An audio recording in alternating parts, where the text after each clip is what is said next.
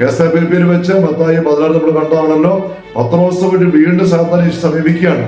കുരിശുമരണത്തിന്റെ വഴി മാറിയിട്ട് വേറെ വഴിക്ക് പോകാൻ അവിടെ വെച്ച് സാത്താനെ നേരെ പിടിച്ചുകൊണ്ട് സാത്താനെ തടുത്തെറിപ്പിച്ചു. ഞാൻ ദൈവത്തിന്റെ വഴി, എന്റെ അപ്പ വെച്ച വഴി അല്ലാതെ വേറെ വഴിക്കാൻ പറ്റത്തില്ലെന്ന് പറഞ്ഞുകൊണ്ട് അങ്ങനെ ഫിലിപ്പിയിൽ വെച്ച് സാത്താനേന്ന് പത്രോസിനെ പിടിക്കാൻ ഈശോയ്ക്ക് ഇടവരുത്തിയ ചിന്ത ഏതാണ്? ഈ കുരിശുമരണത്തിന്റെ വഴി മാറിപ്പോകട്ടെ എന്ന ചിന്തയാണ്. ഇപ്പൊ നമ്മള് മത്തായി 26 ഈശോ തോട്ടത്തിൽ പ്രാർത്ഥിക്കുമ്പോൾ, ചോര വെറുത്ത് പ്രാർത്ഥിക്കുമ്പോൾ അപ്പായുടെ മക്കൾ ഈശോ തന്നെ പറയുന്ന ചിന്ത ഏതാ? ഈ കുരിശുമരണം ഒഴിവായി പോട്ടെന്നാണ്. അപ്പൊ ആ ചിന്ത ആരുടേതാ? സാത്താൻ ഇട്ടുന്ന ചിന്തയാണ്.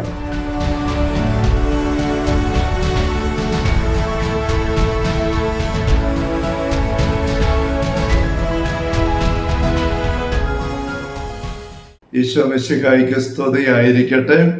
ഈശോയുടെ പ്രിയപ്പെട്ട സഹോദരരെ, നിങ്ങൾ ഇപ്രകാരം പ്രാർത്ഥിക്കുന്നുള്ള ഈശോയുടെ അനുശാസനത്തെ ഒരു പൊതുശീർഷകമാക്കിക്കൊണ്ട് കർത്തൃ പ്രാർത്ഥനയെക്കുറിച്ച് നാം എടുക്കുന്നതായ തിരുവചന വിചിന്തന പരമ്പരയുടെ 56ാമത്തെ സെഷനിലേക്ക് ഈശോയുടെ നാമത്തിൽ ഹൃദ്യമായ സ്വാഗതം. Hallelujah, hallelujah, hallelujah. പ്രിയപ്പെട്ട സഹോദരരെ, കർത്തൃ പ്രാർത്ഥനയിലെ 7 യാചനകളിൽ 3ാമത്തെ യാതനയെ കുറിച്ച് നമ്മൾ ചിന്തിച്ചുകൊണ്ടിരിക്കുകയാണല്ലോ. അങ്ങയുടെ തിരുമനസ് സ്വർഗത്തിനെ പോലെ ഭൂമിയിലുമാകണമേ. തിരുമനസ് എന്നൊരു വാക്ക്, ആശയം, അതേക്കുറിച്ച് നമ്മൾ ആഴപ്പെട്ട് ചിന്തിക്കുകയായിരുന്നു. ദൈവത്തിന്റെ പെർഫെക്റ്റ് വില്ല്, ഒപ്പം നമ്മൾ കാണുകയുണ്ടായ ഒരു പെർമിറ്റിംഗ് വില്ല് ഓഫ് ഗോഡും നമുക്ക് വചനത്തിൽ നിരീക്ഷിക്കാനായിട്ട് പറ്റും. യൂദാസിന്റെ അനുഭവം നമ്മൾ കണ്ടു. പഴയ നിയമത്തില് സാമുവേൽ പ്രവാചകന്റെ പക്കലെത്തി രാജാവിന് വേണ്ടി മുറവിളി കൂട്ടുന്ന ഇസ്രായേൽക്കാരെ നമ്മൾ കണ്ടു. അവരെ വിളിച്ചു വരുത്തി കയറ്റിവെച്ച രാജകീയ സാന്നിധ്യം, രാജകൊട്ടാരം, അതുവഴി ജനം മുഴുവൻ എപ്രകാരമാണ് തകർന്നത്, നാശത്തിലേക്ക് പോയത്. ആത്മീയമായിട്ട് തകർന്നു, ഭൗതികമായിട്ട് തകർന്നു, അടിമത്തത്തിലേക്ക് പോയി, ഭീകരമായ ദുരന്തങ്ങളിലേക്ക്. ജെറമ്യയുടെ കാലഘട്ടം, വിലാപത്തിന്റെ പുസ്തകം പറയുന്ന കാര്യങ്ങൾ നമ്മൾ കാണുകയുണ്ടായി. അത്ര ഭീകരമായ ഒരു ദുരന്തത്തിലേക്ക് ഇസ്രായേൽ പോകാൻ ഇടവന്നതിന്റെ ഏറ്റവും പ്രധാനപ്പെട്ട കാരണം രാജാക്കന്മാരായിരുന്നു, രാജകൊട്ടാരമായിരുന്നു. അതിനു മുമ്പ് ജനങ്ങൾ പാപം ചെയ്തിട്ടുണ്ട്. ഇതുപോലെ സംഘാതമായിട്ടുള്ള അല്ലെങ്കിൽ വ്യവസ്ഥാപിതമായ രീതിയിൽ ദൈവത്തെ മാറ്റിവെച്ച് വിജാതീയ ആരാധനാലയങ്ങളിലേക്ക് പോയി വിഗ്രഹാരാധന ചെന്ന് നമ്മൾ ലംഘിച്ച് സകല തിന്മകൾ മുഴുകി ജനം മുഴുവനും ഇല്ലെന്നായി അടിമത്തത്തിൽ ചെന്ന് ഭീകരമായി വിലപിച്ച് കഴിയേണ്ട ഒരു അവസ്ഥ ഇസ്രായേൽ ജനത്തിനുണ്ടായി. ദൈവത്തിന്റെ തിരുമനസ് മാറ്റിവെച്ചുകൊണ്ട് അവഗണിച്ചുകൊണ്ട് നീങ്ങിയപ്പോൾ സാമൂലിന്റെ 1-ാം പുസ്തകം 8ാമത്തെ നമ്മൾ കണ്ടതാണ്. മുന്നറിയിപ്പ് തന്നെ സാമൂല് വഴി ദൈവം കൊടുത്തതാണ്. രാജാക്കന്മാര് നിങ്ങൾ തിരഞ്ഞെടുത്താൽ അവര് വഴി നിങ്ങൾ വിലപിക്കും. ദൈവം പ്രാർത്ഥന കേൾക്കില്ല. ദൈവം ഉപേക്ഷിക്കുന്നതല്ല. ദൈവം ഒരിടത്തും ഒരു ഉപേക്ഷ കാണിച്ചത് നമ്മൾ കാണുകയുണ്ടായി. സാവൂളിനെ തെരഞ്ഞെടുത്തപ്പോഴും, ദാവീദിനെ തെരഞ്ഞെടുത്തപ്പോഴും, സോളമന് അനുഗ്രഹം കൊടുക്കുമ്പോഴും ഒന്നും ദൈവം ഒരു കുറവ് വരുത്തുന്നില്ല. ദൈവം ഒരു കുറവ് വരുത്താത്തടത്ത് പോലും ദൈവത്തിന്റെ വഴി വിട്ട് ജനം പോകുമ്പോൾ അതിൻ്റെ ഏറ്റവും മാക്സിമം ബെസ്റ്റായ രീതിയിലൂടെ പോലും പോകാൻ ദൈവം അനുവദിച്ചു കൊടുത്ത് സഹായിച്ചു കൊടുത്തിട്ട് പോലും അവർ ചെന്ന് പെടുന്ന ഭീകരമായ ദുരന്തത്തിലാണ്. അപ്പൊ നമ്മുടെ ജീവിതത്തിലും എത്ര ബെസ്റ്റായ രീതി നമ്മൾ കാര്യങ്ങൾ നീക്കാൻ നോക്കിയാലും ദൈവത്തിന്റെ തിരുമനസ് വിട്ട് എവിടൊക്കെ നമ്മൾ പോകുന്നോ അതെല്ലാം ദുരന്തങ്ങളിലേക്കുള്ള പോക്കാണ്. നമുക്ക് നോക്കുമ്പോൾ വളരെ സൗകര്യമാണെന്ന് തോന്നും, വളരെ ആശ്വാസ്യമാണെന്ന് തോന്നും, രസകരമാണെന്ന് തോന്നും, ശേഖര കൊട്ടാരം, രാജാവും എല്ലാം. പക്ഷെ എത്ര ഭീകരമായിട്ട് ആ സാവൂള് ഇങ്ങനെ ആത്മഹത്യ അവസാനിക്കേണ്ട യുവാവായിരുന്നില്ല. കിഷിന്റെ മകന് എത്ര മിടുക്കനായിട്ട് വളർന്നു വന്ന വീട്ടിൽ അപ്പൻ്റെ കൂടെ കാള കൊണ്ട് നിലം ഉഴുത് കൃഷി ചെയ്ത് എത്ര സന്തോഷമായിട്ട് കുടുംബമായിട്ട് കഴിഞ്ഞതാണ്. പക്ഷെ ഭീകരമായ ആത്മഹത്യ അവസാനിച്ചു. ദാവീദ് എന്തോ ഒരു ദൈവാനുഭവത്തിൽ കഴിഞ്ഞ യുവാവാണ്. എത്ര സ്തുതിച്ച് സാവൂളിൽ പിശാച് കയറുമ്പോൾ അതിനെ ഇറക്കി വിടാൻ മാത്രം അഭിഷേകം ഉണ്ടായിരുന്നു. സ്തുതിപ്പിന്റെ വലിയ അഭിഷേകം, സങ്കീർത്തനം എല്ലാം നമുക്കറിയാം. എന്നിട്ടും ദയനീയമായിട്ട് വീണു. വ്യഭിചാരം, കൊലപാതകം, ആ കുടുംബം ഒന്നാകെ നശിച്ചു. നമുക്കറിയാം. സോളമന് എങ്ങനെ അവസാനിച്ചു? പിന്നെ ജനത മുഴുവനും ഈ ഭീകരമായ ദുരന്തം മുഴുവൻ അവർക്ക് വന്നത് ചരിത്രപരമായിട്ട് നമ്മൾ നോക്കുമ്പോൾ ദൈവത്തിന്റെ പ്രവാചകന്മാർ വഴിയുള്ള മുന്നറിയിപ്പ് ശ്രദ്ധിക്കുമ്പോഴും ദൈവത്തിന്റെ തിരുമനസ്സിനെ അവഗണിച്ചുകൊണ്ട് സ്വന്തം വഴിയിലൂടെ പോകാൻ അവർ നിർബന്ധം പിടിച്ചു. ദൈവം അനുവദിച്ചു. എന്തുകൊണ്ട് ദൈവം അനുവദിച്ചു? നമുക്കറിയാം, നമ്മൾ പറഞ്ഞു കഴിഞ്ഞതാണ്. ദൈവം മനുഷ്യർക്ക് മാത്രമാണ് ഈ ഭൂമിയിലെ സ്വതന്ത്ര മനസ്സ് തന്നത്. വേറെ ഒരു ജന്തുവിനും സൃഷ്ടിച്ച് കൊടുത്തില്ല. അത് ദൈവം ഒരു റിസ്ക് എടുക്കുന്നതാണ് ശരി, പക്ഷെ നന്മ കൊണ്ടാണ്. നമ്മുടെ സാദൃശ്യത്തിൽ ശാരീര മനുഷ്യൻ സൃഷ്ടിക്കാം. ഉൽപ്പത്തി 1:26. അത്രയും ദൈവം നമുക്ക് തരുമ്പോൾ അതിൻ്റെ അപകടാവസ്ഥ അവിടെ ഉണ്ട്. പക്ഷെ ആ അപകടത്തിൽ പെട്ടിട്ടും തിരിച്ചു കയറാനുള്ള വഴി ഈശോ വഴി അവിടെ തന്നു, വഴിയും കാണിച്ചു തന്നു, അതിനുള്ള കൃപയും വാങ്ങി തന്നു. അപ്പം അതിലൂടെ നമ്മൾ വരണം. അതാണ് ദൈവത്തിൻ്റെ വലിയ പദ്ധതി. അപ്പം അങ്ങനെ വരാനുള്ള നമുക്ക് ദൈവം നൽകുന്ന സഹായത്തിൻ്റെ പ്രധാനപ്പെട്ട ഒരു കാര്യമാണ് നിങ്ങൾ ഇപ്രകാരം പ്രാർത്ഥിക്കുവിൻ. ആ പ്രാർത്ഥനയുടെ ഇത്ര അങ്ങനെ ഉൾച്ചേർന്നിരിക്കുകയാണ്. അത് നമ്മൾ മനസ്സിലാക്കണം. അത് മനസ്സിലാക്കിക്കൊണ്ട് ഈ പ്രാർത്ഥന ആദരം കൊണ്ട് ചൊല്ലുകയും ഹൃദയം കൊണ്ട് മനസ്സിലാക്കുകയും ജീവിതം കൊണ്ട് അനുവർത്തിക്കുകയും ചെയ്യുമ്പോഴാണ് ദൈവത്തിൻ്റെ മനോഹരമായ തിരുമനസ് നമ്മൾ പൂർത്തീകരിക്കപ്പെടുക. ഇപ്പം ഇത്ര ഗൗരവം ഈ കാര്യത്തിൽ ഉണ്ടെന്ന് നമ്മൾ തിരിച്ചറിയണം. നമ്മൾ ഇസ്രായേലിന്റെ ചരിത്രം കണ്ടു, വിലാപത്തിൽ പോയി അങ്ങനെ അവസാനിക്കുന്നുവെന്ന്. പിന്നീട് നമ്മൾ പുതിയ നിയമത്തിലേക്ക് നമ്മൾ വരുമ്പോഴും മത്തായിയുടെ സുവിശേഷം 26-ാമത്തെ അധ്യായത്തിൽ നമ്മൾ കാണുകയാണ് 53-ാം തിരുവചനം. ഈശോ അറസ്റ്റ് ചെയ്യപ്പെടുന്ന രംഗം. പത്രോസ് വാളുമായിട്ട് ചാടി വീണ് ഈശോ സംരക്ഷിക്കാൻ നോക്കുന്നു. ഈശോ വാള് ഉറയിലിടിയിക്കുന്നു. എന്നിട്ട് ഈശോ പറയുന്ന കമന്റ് നമുക്കറിയാമല്ലോ, എനിക്ക് എൻ്റെ പിതാവിനോട് അപേക്ഷിക്കാൻ കഴിയുകയില്ലെന്നും ഉടൻ തന്നെ അവിടുന്ന് എനിക്ക് തൻ്റെ ദൂതന്മാരുടെ 12 വ്യൂഹങ്ങൾ അയച്ചു തരികയില്ലെന്ന് നീ വിചാരിക്കുന്നുവോ? അങ്ങനെയെങ്കിൽ ഇപ്രകാരം സംഭവിക്കണമെന്ന് വിശുദ്ധ ലിഖിതം എങ്ങനെ നിറവേറും? കണ്ടോ, ഇപ്രകാരം സംഭവിക്കണം എന്ന വിശുദ്ധ ലിഖിതം അത് നിറവേറണം. എന്താ വിശുദ്ധ ലിഖിതം പറയുന്നത്? ഇപ്രകാരം സംഭവിക്കണം. ആരുടെ ഹിതമാണ്? ദൈവത്തിന്റെ പിതാവായ ദൈവത്തിന്റെ തിരുഹിതമാണ്, തിരുമനസ്സാണ്. ദൈവം തന്റെ തിരുഹിതം പ്രവാചകന്മാർ വെളിപ്പെടുത്തിയത് രേഖപ്പെടുത്തപ്പെട്ടിരിക്കുന്നതാണ് വിശുദ്ധ ലിഖിതങ്ങൾ. അപ്പൊ അത് ദൈവത്തിന്റെ തിരുഹിതമാണ്, തിരുമനസ്സാണ്, പെർഫെക്റ്റ് വില്ലാണ്. അതിനെ മാറ്റി വെച്ചുകൊണ്ട് ഈശോ പറയുകയാണ് പത്രോസിനോട്, ഇപ്പൊ ഞാൻ പിതാവിനോട് പറയുകയാണ്, അപ്പ എനിക്കിങ്ങനെ മരിക്കാൻ പറ്റത്തില്ല, കുരിശ് മരിക്കാൻ പറ്റത്തില്ല, അറസ്റ്റ് ചെയ്യപ്പെടാൻ പറ്റത്തില്ല, അതുകൊണ്ട് എന്നെ ഇവിടുന്ന് രക്ഷിക്കണം എന്ന് ദൈവത്തിന്റെ തിരുമനസ് നോക്കാതെ എൻ്റെ ഇഷ്ടം ഞാൻ നിർബന്ധമായിട്ട് പറഞ്ഞാൽ, എൻ്റെ സ്വർഗത്തിലെ അപ്പ ഇപ്പൊ തന്നെ നിങ്ങളുടെ 12 അപ്പസ്തലന്മാര് എനിക്ക് പകരം 12 സൈന്യ വ്യൂഹം മാലാഖമാരെ അയച്ച് എന്നെ ഇവിടുന്ന് രക്ഷിച്ചുകൊണ്ട് പോകും, പൊക്കിയെടുത്തിട്ട് പോകും. ഞാനങ്ങനെ പറയുകയാണ്, പറഞ്ഞ അപ്പൻ അങ്ങനെ ചെയ്യും. അങ്ങനെ എന്നെ പൊക്കി എടുത്തോണ്ട് ഞാനങ്ങ് ചെല്ലുമ്പോൾ അപ്പൻ എന്നെ വഴക്ക് പറഞ്ഞ് എന്നെ മാറ്റി വെക്കുമോ? അതുമില്ല. നമ്മൾ നേരത്തെ കണ്ടതാണ് ദൈവത്തിന്റെ ശൈലി. ദൈവം നമുക്ക് സ്വാതന്ത്ര്യം അനുവദിച്ചു, അതിനെപ്പോഴും മാനിക്കുന്നു. ആ സ്വാതന്ത്ര്യം ദുരുപയോഗിച്ചുകൊണ്ട് തെറ്റ് ചെയ്യുമ്പോഴും ദൈവത്തിന് നമ്മൾ സ്നേഹം കുറയുന്നില്ല. നമ്മൾ കണ്ടു കഴിഞ്ഞ കാര്യമാണ്. അപ്പൊ ഈശോ പിതാവിന്റെ ഇഷ്ടം മാറ്റിവെച്ച് ആ ഇഷ്ടത്തിന് വിരുദ്ധമായിട്ട് സ്വന്തം മത്സരം വിനിയോഗിച്ച് തീരുമാനത്ത് പോയാലും അപ്പൊ ഈശോയെ വെറുക്കുകയാണ്. ഈശോ അങ്ങനെ ചെയ്യില്ല. അപ്പൊ അത് ഈശോ എന്താണ് നിർബന്ധം പിടിക്കുന്നത്? ദൈവത്തിന് തിരുമനസ് നിറവേറാവുള്ളൂ. ഏശയ്യായുടെ പുസ്തകം 52-ന്റെ അവസാനം 53 അധ്യായം മുഴുവനുമായിട്ട് കർത്താവിന്റെ സകലദാസനങ്ങൾ വായിക്കുന്നുണ്ട്. ഈശോയ്ക്ക് അറിയാം, ഞാൻ പരിഹാര ബലിയാകണം, ഭീകരമായ സഹനത്തിൽ കൂടെ പോകണം. ആ ഒരു പരിഹാര ബലി അനുഭവത്തിലൂടെ ഞാൻ നീങ്ങുക എന്നുള്ള ദൈവത്തിന്റെ തിരുമനസിന്റെ ഭാഗമാണ്.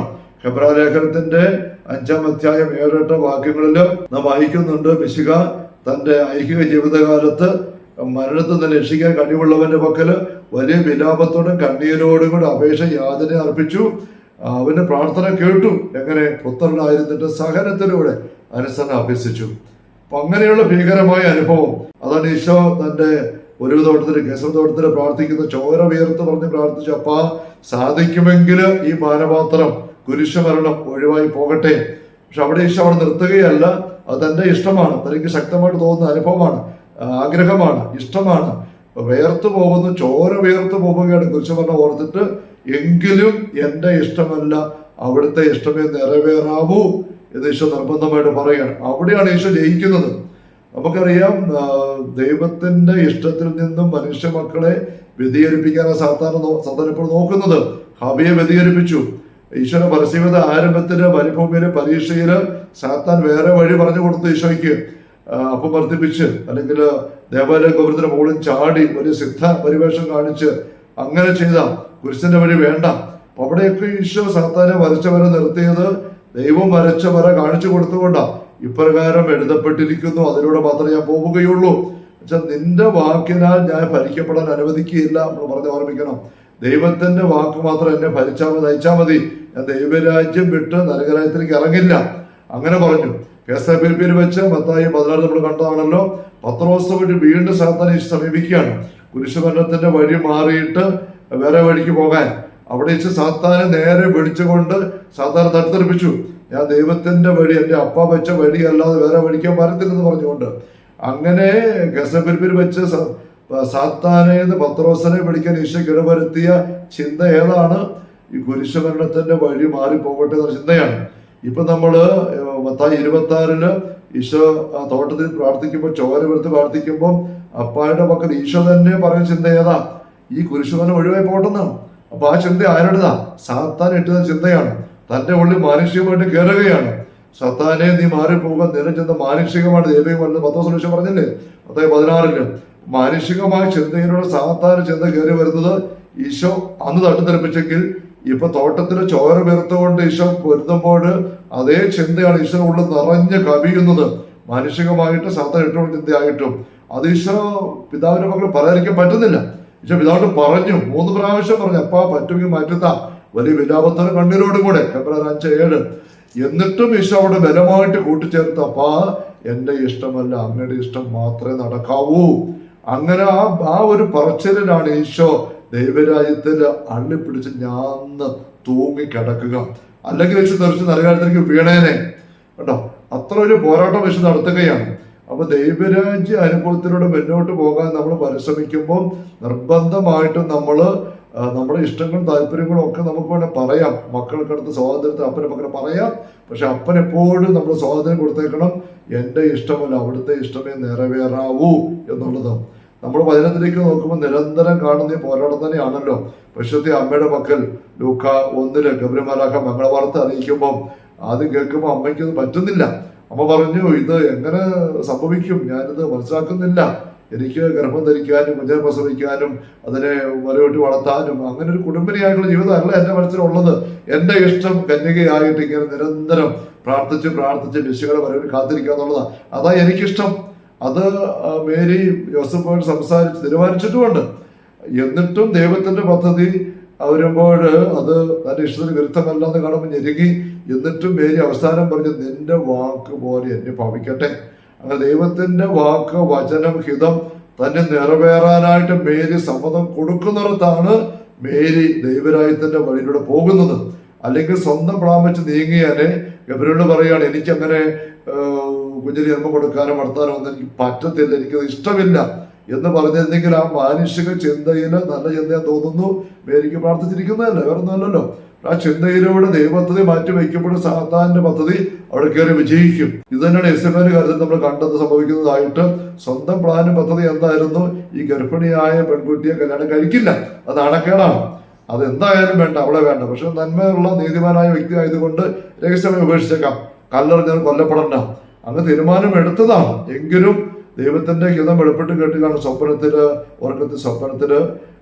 അപ്പൊ തന്നെ യോസഫ് ഉറക്കം നിറഞ്ഞ് അവളെ സ്വീകരിച്ചു. യേശുപിതാവ് മാതാവിനെ വിവാഹം ചെയ്യുമ്പോൾ നമുക്കറിയാം 3 മാസം എലിസബത്തിന്റെ വീട്ടിലായിരുന്നു മേരി. അപ്പോൾ മേരി 3 മാസം ഗർഭിണിയാണ് തിരിച്ചു വരുമ്പോൾ തന്നെ. പിന്നീടും ഈ അനിശ്ചിതാവസ്ഥയും ഒക്കെ ആയിട്ട് 4-5 മാസം ആയി കാണും.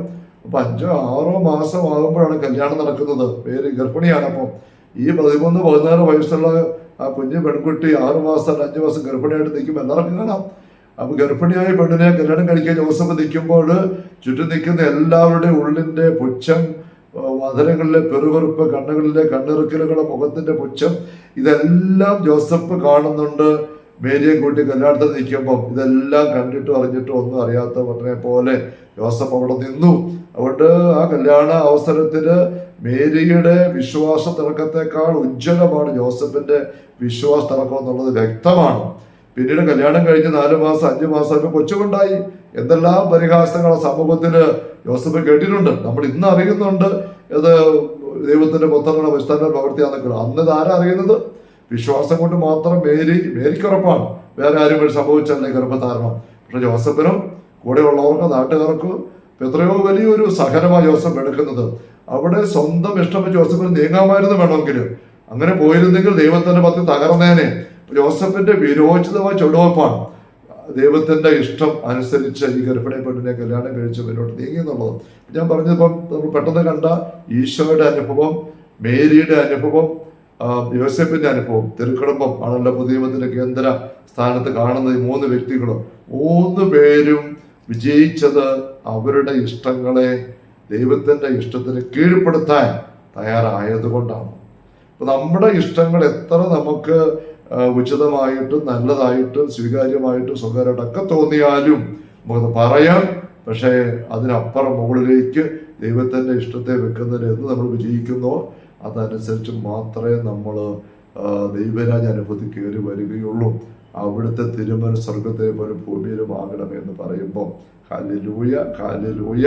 കർത്താവ് ഈശോ മിശിഹായുടെ സമൃദ്ധമായ കൃപയും അനുഗ്രഹങ്ങളും പിതാവായ ദൈവത്തിന്റെ അവർണ്ണനീയമായ സ്നേഹവും പരിശുദ്ധാത്മാവായ ദൈവത്തിന്റെ നിരന്തരമായ സാന്നിധ്യ സഹവാസം എല്ലാവരും കൂടെ ഉണ്ടായിരിക്കട്ടെ, ഇപ്പോഴും എപ്പോഴും എന്നേക്കും. ആമേൻ. ഈശോ മിശിഹായ്ക്ക് സ്തുതിയായി.